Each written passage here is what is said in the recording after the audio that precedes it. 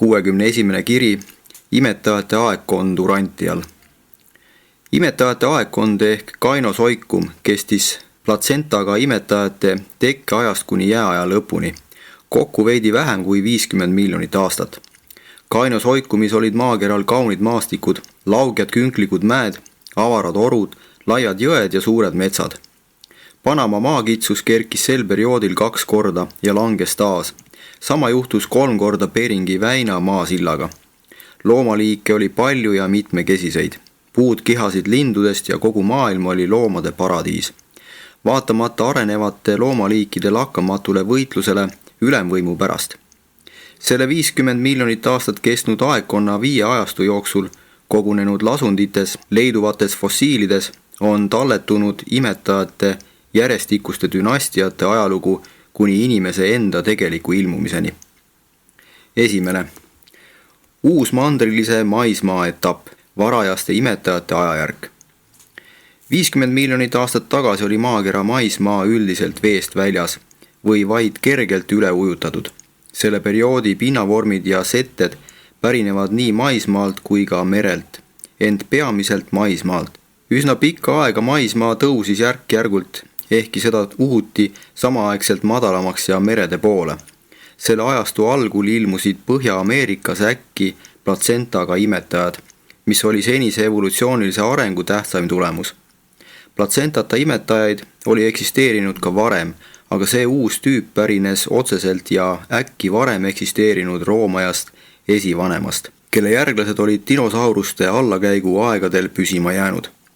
Platsentaga imetajate isa oli väike, üliaktiivne lihasööja, hüppav dinosaurus. Neis algelistes imetajatüüpides avaldusid imetajate põhiinstinktid. Imetajatel on kõigi teiste loomariigi vormide ees ellujäämisel tohutuid eeliseid, sest nad on võimelised, esiteks, sünnitama suhteliselt küpsi ja hästi arenenud järglasi. Teiseks, toitma, kasvatama ja kaitsma oma järglasi armastava hoolega. Kolmandaks, kasutama enese säilitamiseks oma arenenumat ajujõudu.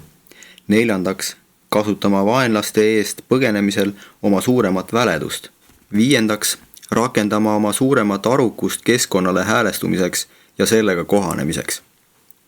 45 miljonit aastat tagasi kerkisid mandrite keskmäestikud, kuna kaldajooned kõikjal vajusid. Imetajad arenesid kiiresti. Hästi edenes üks väike roomaja, munev imetaja ja Austraalias uitasid ringi hilisemate kängurude esivanemad. Varsti ilmusid väikesed hobused, kiirejalgsed ninasarvikud, lontidega taapirid, algelised sead, oravad, leemurid, opossumid ja mitu ahvitaoliste loomade suguharu. Nad kõik olid väikesed, algelised ja hästi kohandunud eluga mäestiku piirkondade metsades. Arenes välja suur jaanalinnutaoline 3 meetri kõrgune maismaa lind, kelle muna mõõtmed olid 23 korda 33 sentimeetrit. Neist said esivanemad hilisematele hiiglaslikele reisilindudele, kes olid arenenud intellektiga ning vedasid kunagi inimolendeid õhus ringi.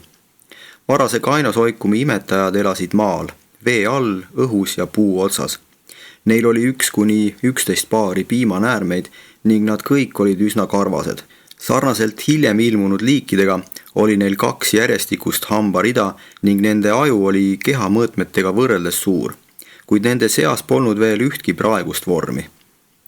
40 miljonit aastat tagasi hakkasid põhjapoolkera maismaa-alad tõusma ning sellele järgnesid uued ulatuslikud maismaa lasundid ja muud maismaa muutused, sealhulgas laavavoolud, kurrutumine, järvede moodustumine ja erosioon. Epohhi lõpuosas oli enamik Euroopast üle ujutatud. Pärast maismaa lühiajalist kerkimist katus manner järvede ja lahtedega. Arktiline meri voolas läbi Uurali alamiku lõunasse ja ühines seal Vahemerega, mis oli siis põhja suunas laienenud, sest Alpide, Karpaatide, Apenniinide ja Püreneede mägismaad olid vaid meresaared. Panama maakitsus oli veest väljas, Atlandi ookean ja Vaikne ookean olid lahutatud, Põhja-Ameerikat ühendas Aasiaga Beringi väina maasild ning Euroopaga Gröönimaa ja Island. Maismaaringi katkestas põhjalaiustel vaid Uurali väin, mis ühendas arktilisi meresid laienenud Vahemerega. Euroopa vetes ladestus üsna palju foraminifeerset lubjakivi. Tänapäeval on seesama lubjakivi kerkinud Alpides 3000 meetri, Himaalajas üle 4800 meetri ja Tiibetis 6000 meetri kõrgusele.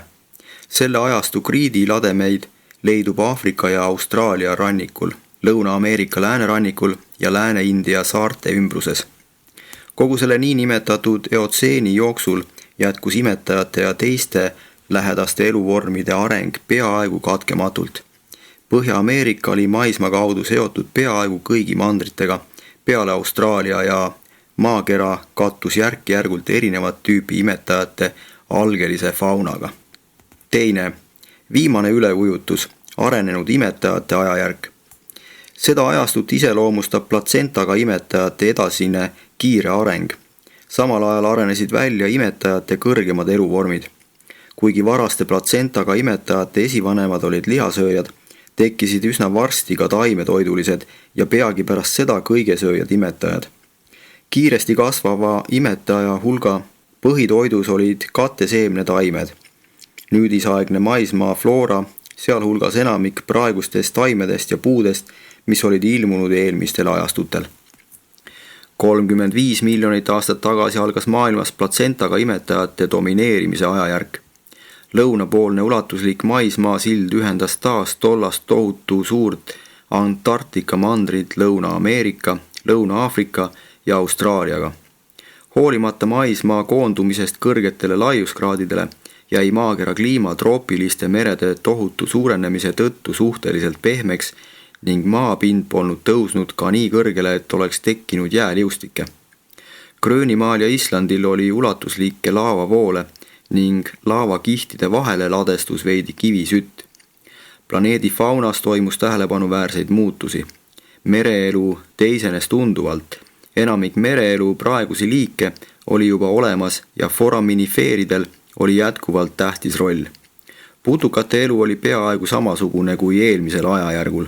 Colorado florissanti fossiilide lademed kuuluvad nende kaugete aegade hilisematesse aastatesse. Enamik praegu elavaid putuka sugukondi pärineb sellest ajastust, kuid paljud siis eksisteerinud sugukonnad on praeguseks välja surnud ning neist on säilinud vaid fossiile. Maismaal oli see põhiliselt imetajate uuenemise ja levimise ajajärk. Enne selle ajastu lõppu oli üle 100 varasema ja algelisema imetajaliigi välja surnud. Varsti hävisid isegi suurte mõõtmetega, kuid väikese ajuga imetajad. Loomaliikide arenedes said ellujäämist mõjutavateks teguriteks aju ja väledus, mitte soomus ja suurus. Ning et dinosauruste perekond oli kahanemas, omandasid maakeral aega mööda ülemvõimu imetajad, kes hävitasid kiiresti täielikult oma alles jäänud roomajatest esivanemad. Koos dinosauruste kadumisega toimusid sauruste perekonna mitmetes harudes ka teised suured muutused. Varajaste roomaja sugukondade ellu jäänud liikmed on kilpkonn, madu ja krokodill koos auväärse konnaga, moodustades ainsa inimese varasemate esivanemate säilinud rühma. Mitmesugused imetajarühmad pärinesid ühest ainulaadsest ja praeguseks välja surnud loomast. See lihasööja oli nagu kassi ja hülge ristsugutis, kes võis elada nii maismaal kui ka vees ning oli väga arukas ja aktiivne. Euroopas arenes välja koerlaste esivanem, kellest tekkis peagi palju väikeste koerte liike. Ligikaudu samal ajal ilmusid närilised, sealhulgas koprad, oravad, uurikud, hiired ja jänesed, kellest sai peagi tähelepanuväärne eluvorm ning selles perekonnas on praeguseks väga vähe muutusi toimunud. Ajastu hilisemates lasundites leidub ürgsete koerte, kasside, pesukarude ja nirkide fossiile. 30 miljonit aastat tagasi ilmusid tänapäevased imetajad. Varem olid imetajad elanud enamasti mägedes ja olnud mäestikutüüpi.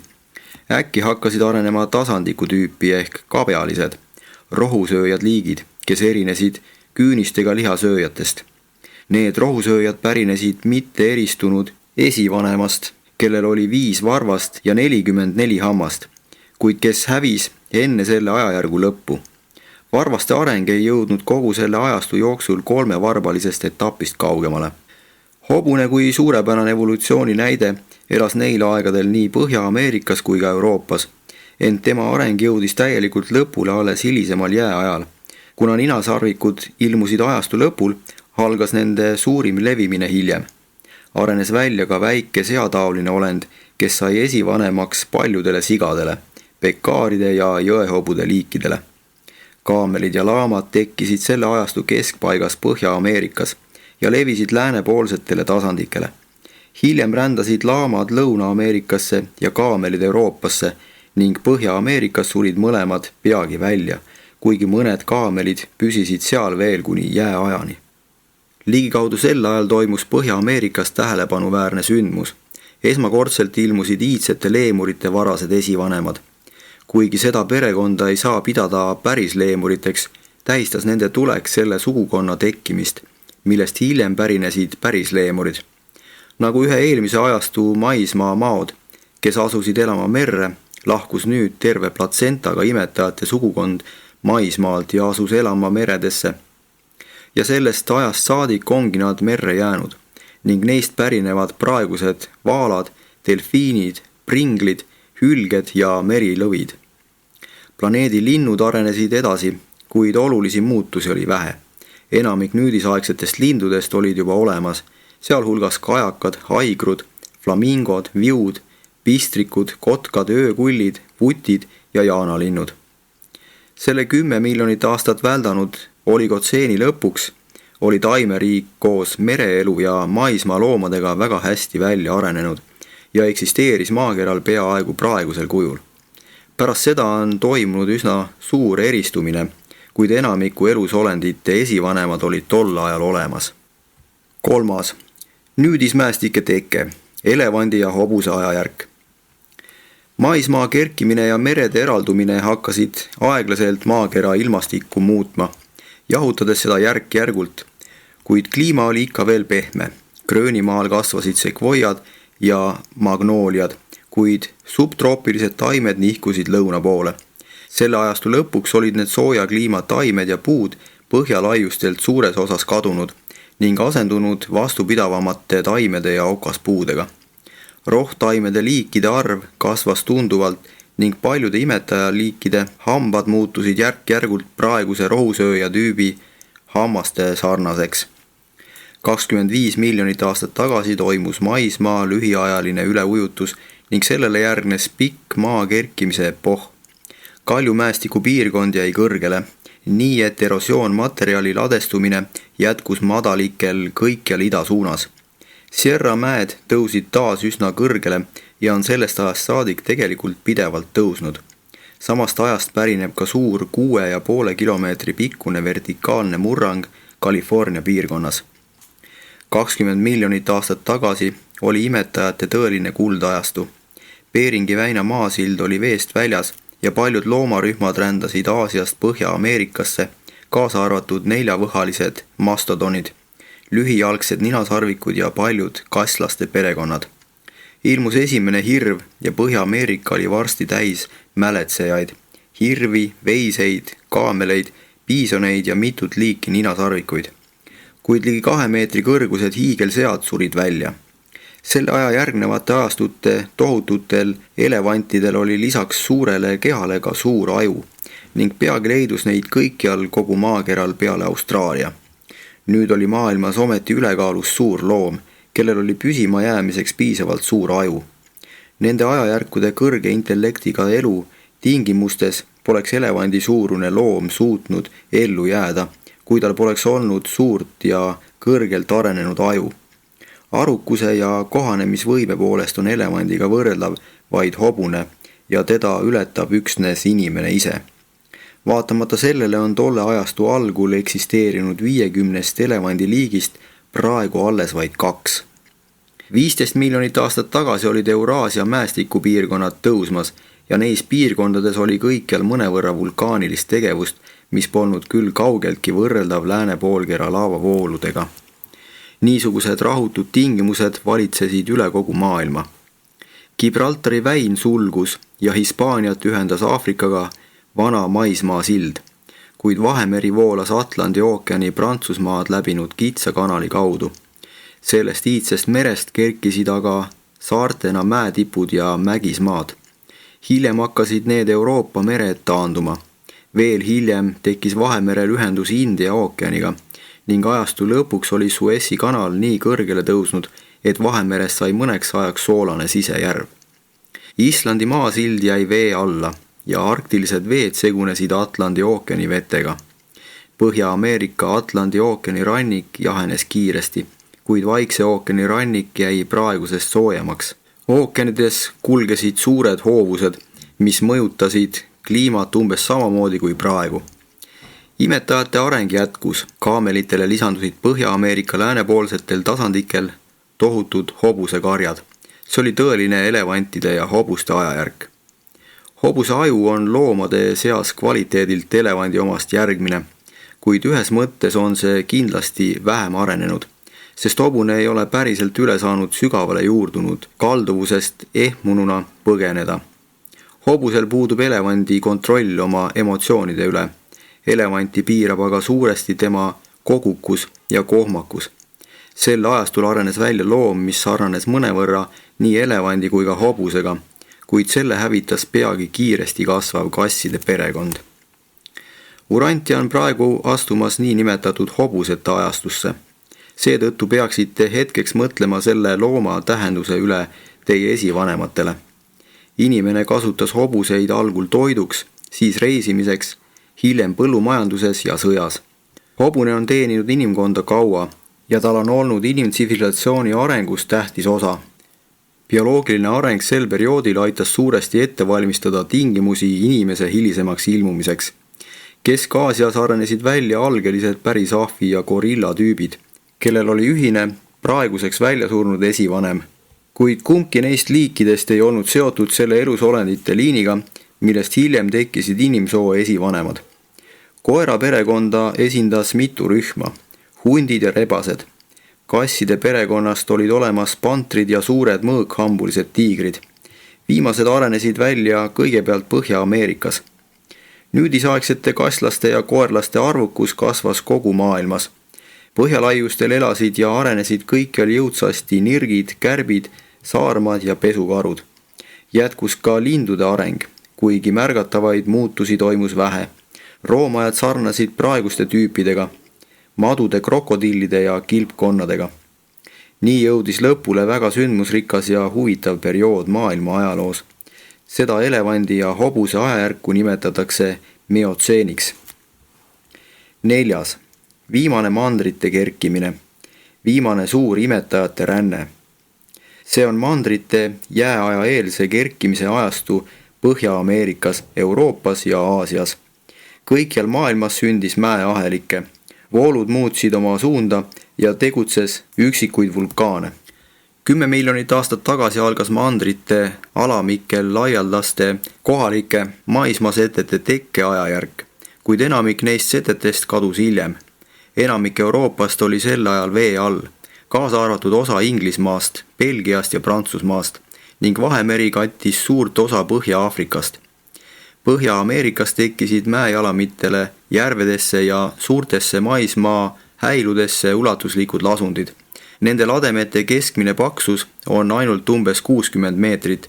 Nad on suuremal või vähemal määral värvilised ja sisaldavad vähe fossiile. Põhja-Ameerika lääneosas oli 2 suurt mageveejärve. Sierra mäed olid kerkimas. Shasta, Hood ja Rainier olid alustanud oma elu mägedena, kuid Atlandi ookeani nõo poole hakkas Põhja-Ameerika roomama alles järgneval jääajal. Kogu maailma maismaa, välja arvatud Austraalia, oli lühikest aega taas omavahel ühendatud ja toimus viimane suur loomade ränne. Põhja-Ameerika oli ühendatud nii Lõuna-Ameerika kui ka Aasiaga ja loomariik sai vabalt seguneda. Aasia laisikud, vöölased, antiloobid ja karud saabusid Põhja-Ameerikasse. Põhja-Ameerika kaamelid siirdusid aga Hiinasse. Ninasarvikud rändasid üle kogu maailma, välja arvatud Austraaliasse ja Lõuna-Ameerikasse, kuid lääne poolkeral olid nad selle perioodi lõpuks juba välja surnud. Eelmise ajastu elu areng ja levik jätkus peajoontes. Loomariigis domineerisid kasside perekond ja mereelu seisis peaaegu paigal. Paljud hobused olid alles 3-varbalised, kuid juba hakkas ilmuma ka nüüdisaegseid tüüpe. Laamad ja kaelkirjaku taolised kaamelid sõid tasandikul rohtu koos hobustega. Aafrikas tekkis kaelkirjak, kelle kael oli niisama pikk kui praegu. Lõuna-Ameerikas arenesid välja laisikud, vöölased, sipelgaõgijad ja Lõuna-Ameerika tüüpi algelised ahvid. Enne mandrite lõplikku eraldumist rändasid kogukad mastodonid kõikjale peale Austraalia. 5 miljonit aastat tagasi arenes välja praegune hobune ja rändas Põhja-Ameerikast kõikjale üle maailma, kuid oma sünnimandril oli hobune juba ammu enne punase inimese saabumist välja surnud. Kliima jahenes järk-järgult. Maismaa taimed liikusid aegamööda lõuna poole. Algul peatas loomade rände üle põhjapoolsete maakitsuste kliima külmenemine põhjas. Hiljem kadusid need Põhja-Ameerika maasillad vee alla. Peagi ujutati Aafrika ja Lõuna-Ameerika vaheline maismaaühendus lõplikult üle ja lääne poolkera eraldus jäädes umbes samamoodi kui praegu. Sellest ajast hakkasid ida- ja lääne poolkeral arenema selgesti erinevad elutüübid. Nii jõudis lõpule peaaegu 10 miljonit aastat kestnud ajastu, kuid inimese esivanemad polnud veel ilmunud. Seda aega nimetatakse tavaliselt pliotseeniks. 5. Varane jääaeg. Eelmise perioodi lõpuks oli Põhja-Ameerika kirdeosa ja Põhja-Euroopa maismaa suures ulatuses kõrgele kerkinud. Põhja-Ameerikas tõusid laialdased alad 9000 meetri kõrgusele ja veel kõrgemale. Neil põhjapoolsetel aladel oli valitsenud varem pehme kliima. Kõigis arktilistes vetes toimus aurustumine ning need jäid jääst vabaks peaaegu jääaja lõpuni. Samaaegselt nende maismaa kerkimistega nihkusid ookeanides hoovused ja sessoonsed tuuled muutsid oma suunda. Need tingimused kutsusid lõpuks esile niiskuse peaaegu pideva tihenemise sademeteks väga küllastunud atmosfääri liikumisel üle põhjapoolsete mägismaade. Neil kõrgematel ja seetõttu jahedamatel aladel hakkas sadama lund ning seda sadas seni, kuni lumepaksus ulatus 6000 meetrini. Sügavaima lumega kõrged alad said hilisemate jääsurvevoolude keskpunktideks ja jääaeg püsis just nii kaua, kuni need ülemäärased sademed suutsid neid põhjapoolseid mägismaid hoida selle tohutu lumikatte all, mis muundus peagi tahkeks kui roomavaks jääks. Selle ajastu kõik suured jääkaaned paiknesid kõrgetel mägismaadel, mitte mägistel aladel nagu praegu. Pool liustiku jääst oli Põhja-Ameerikas, veerand Euraasias ja 1/4 mujal, põhiliselt Antarktikas. Aafrikat mõjutas jää vähe, kuid Austraalia oli antarktilise jääkattega peaaegu täielikult kaetud. Maakera põhjapoolsetel aladel on toimunud 6 eriaegset ja sugust jää pealetungi, kuigi iga üksik jääliustik laienes ja taandus 10 kordi. Põhja-Ameerikas kogunes jää 2 ja hiljem 3 keskusesse. Gröönimaa oli jääga kaetud ja Island täielikult jäävoolude alla mattunud. Euroopas kattis jää erinevatel aegadel Briti saari, välja arvatud Lõuna-Inglismaa rannikut, ning levis üle Lääne-Euroopa kuni Prantsusmaani. 2 miljonit aastat tagasi alustas esimene Põhja-Ameerika jääliustik liikumist lõuna poole. Oli algamas jääaeg ja see liustik kulges peaaegu miljoni aasta jooksul põhjapoolsetest survekeskustest kord edasi, kord taas nende poole tagasi. Keskne jäägaas ulatus lõunasse kuni Kansaseni. Ida- ja läänepoolsed jääkeskused tol ajal nii ulatuslikud ei olnud. 1 500 000 aasta eest oli esimene suur liustik tagasi põhja poole tõmbumas. Gröönimaal ja Põhja-Ameerika kirdeosas oli sadanud vahepeal tohututes kogustes lund ja see idapoolne jäämass hakkas peagi lõuna poole voolama. See oli jää teine pealetung. Euraasias ei olnud need esimesed 2 jää pealetungi ulatuslikud.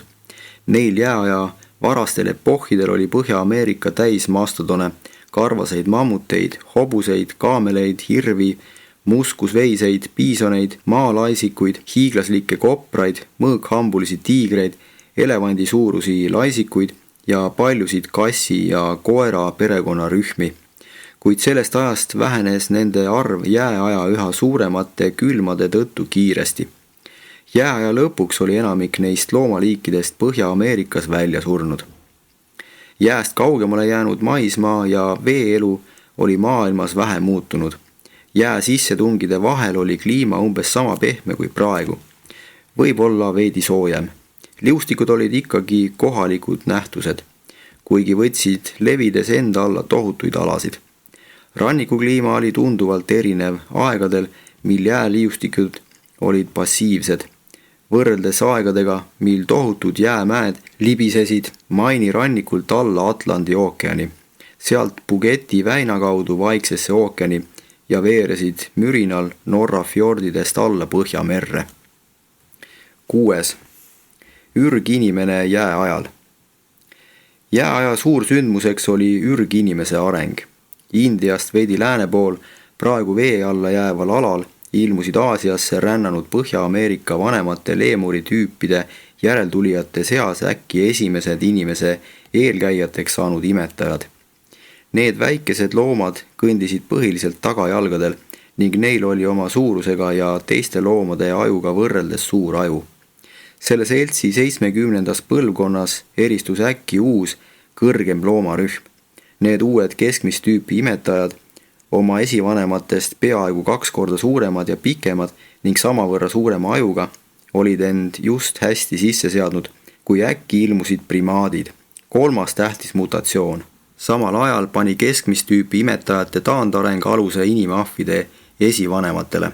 Sellest ajast kuni praeguseni on inimharu edasi arenenud, inimahvid aga jäänud endiseks või isegi taandarenenud. 1 000 000 aastat tagasi registreeriti uranti asustatud maailmana. Edasi arenevate primaatide tüvikonnas toimunud mutatsiooni tulemusena tekkisid äkki 2 algelist inimolendit, inimsoo tegelikud esivanemad. See sündmus toimus umbes jää 3. pealetungi algul. Siit võib näha, et teie varased esivanemad sündisid ja kasvasid ergutavates, innustavates ja rasketes tingimustes. Ja nende urant- ja põliselanike ainsad ellu jäänud järeltulijad, eskimod, eelistavad ka praegu elada karges Põhjamaa kliimas. Lääne poolkerale ilmusid inimolendid alles jääaja lõpuks, kuid jääaegade vahelistel epohhidel liikusid nad ümber Vahemere lääne poole ja levisid peagi üle Euroopa mandri. Lääne-Euroopa koobastes võib leida inimluid segamini nii troopiliste kui ka arktiliste loomade jäänustega, mis näitab, et inimene elas neil aladel kõigil hilisematel jää pealetungi ja taandumise epohhidel. 7. Jääaja jätkumine. Jääajal toimus teisigi sündmusi, kuid põhjalaiuskraadidel varjutas jää liikumine kõik muud nähtused. Ükski teine sündmus maismaal ei jätnud pinnavormidesse nii iseloomulikke jälgi, selliseid omapäraseid kaljurahne ja pinnase lõhesid nagu hiiukirnud, järved, nihkunud kivid ja kivipulber ei esine seoses ühegi teise loodusnähtusega. Jää on põhjustanud ka need lauged kumerused ehk pinnalainetused, mida nimetatakse voorteks. Pealetungiv liustik nihutas jõgesid paigast ja muutis kogu maakera pinda. Vaid liustikud jätsid endast maha neid reetlikke kuhjatisi, põhja, serva ja põhimoreene. Need kuhjatised, eriti põhjamoreenid, ulatuvad Põhja-Ameerika idarannikult põhja ja lääne poole ning neid leidub ka Euroopas ja Siberis. 750 000 aastat tagasi oli 4. jää pealetung, mis ühendas Põhja-Ameerika keskmise ja idapoolse jäävälja, kindlalt lõuna poole suundumas. See jõudis välja Lõuna-Illinoisini, nihutas Mississippi jõe 80 kilomeetrit lääne poole, idas ulatus see lõunasse kuni Ohio jõeni ja Pennsylvania keskosani. Aasias tungis Siberi jääkate kaugemale lõunasse kui kunagi varem. Euroopas peatus aga edasiliikuv jää just enne Alpi mäestikust moodustunud tõket. 500 000 aastat tagasi, jää 5. pealetungi ajal, kiirendas inimese arengut uus sündmus. Aborigeensest inimtüvest muteerus äkki ja ühe põlvkonnaga 6 värvilist rassi. See aeg on 2-kordselt tähtis, sest tähistab ka planeedivürsti saabumist. Põhja-Ameerikas ühinesid 5. edasi tungivaks liustikuks kõik 3 jääkeskust. Liustiku idaosa peatus veidi enne St. Lawrence'i orgu ja lääneosa liikus vaid natuke kaugemale lõuna poole. kuid keskosa jõudis lõunasse ja kattis enamiku Iowa osariigist. Euroopas ei olnud see jää pealetung nii ulatuslik kui eelmine. 250 000 aastat tagasi algas 6. ja viimane jääaeg ja kuigi põhjapoolsed mägismaad olid hakanud veidi vajuma, ladestus sel perioodil põhjapoolsetele jääväljadele kõige enam lund. Selles pealetungis liitusid 3 suurt jääliustikku üheks tohutu suureks jäälaamaks ning see jäätumine haaras kõik läänepoolsed mäed. See oli suurim jää pealetung Põhja-Ameerikas. Jää liikus oma survekeskustest ligi 2500 kilomeetrit lõuna poole ja Põhja-Ameerika temperatuurid olid madalamad kui kunagi varem. 200 000 aastat tagasi, viimase liustiku edasiliikumise ajal, toimus episood, mis mõjutas oluliselt sündmuste kulgu Urantial, Lutsiferi mäss. 150 000 aastat tagasi jõudis 6. ja viimane liustik lõunas oma kaugeimate punktideni. Läänepoolne jääkate ületas parajasti Kanada piiri. Keskmine jõudis Kansase, Missouri ja Illinoisini. Idapoolne osa liikus lõuna poole ja kattis suurema osa Pennsylvaniast ja Ohiost. Just see liustik saatis välja ka palju keeli ehk jääsagaraid, mis lõikasid maapinda praegused suured ja väikesed järved. Selle taandumisel moodustus Põhja-Ameerika suur järvistu. Urantia geoloogid on selle erinevad arenguetapid väga täpselt kindlaks teinud ja oletanud õigesti, et need veekogud tühjenesid erinevatel aegadel, algul Mississippi orgu, siis ida poole Hudsoni orgu ja lõpuks põhja suunas St. Lawrence'isse. 37 000 aastat tagasi hakkasid suurjärvistu veed voolama üle praeguse Niagara. 100 000 aastat tagasi, viimase liustiku taandumise ajal, moodustusid suured jääliustikud poolustel ja jää koondumiskeskus nihkus tunduvalt põhja poole. Ja seni, kuni polaaralad jäävad jääga kaetuks, on uus jääaeg vaevalt võimalik, vaatamata tulevastele maismaakergetele või merehoovuste muutustele. Viimane liustik liikus edasi 100 000 aastat ning selle taandumine põhja võttis niisama kaua aega. Parasvöötmealad on olnud jääst vabad veidi üle 50 000 aasta. Karm jääaeg hävitas palju liike, loendamatuid teisi muutis oluliselt. Rohkete liikide arvukust kahandas rängalt jää edasiliikumisest ja taandumisest tingitud edasi-tagasi ränne. Imetajad, kes järgisid liustike edasi-tagasi liikumist maismaal, olid karu, piison, põhjapõder, muskusveis, mammut ja mastodon. Mammut otsis avaraid preeriaid, kuid mastodon eelistas metsaalade varjulisi äärevööndeid. Mammuteid uitas veel hiljuti Mehhikost Kanadani. Nende Siberi teisend kattus karvadega. Mastodon püsis Põhja-Ameerikas seni, kuni selle hävitas punane inimene, nii nagu valge inimene hävitas hiljem piisoni. Põhja-Ameerika viimasel jääajal surid seal välja hobune, taapiir, laama ja mõõghambuline tiiger. Nende asemele saabusid Lõuna-Ameerikast laisikud, vöölased ja vesisead. Elu paratamatu teisale siirdumine pealetungiva jää ees põhjustas taimede ja loomade erakordset segunemist ning viimase jää taandudes jäid paljud arktilised looma- ja taimeliigid mõnedele kõrgetele mäetippudele, kuhu nad olid liustiku eest põgenenud. Seetõttu võib neid ümber paiknenud taimi ja loomi tänapäeval leida kõrgel Euroopa Alpides ja isegi Põhja-Ameerikas Apalachi mägedes.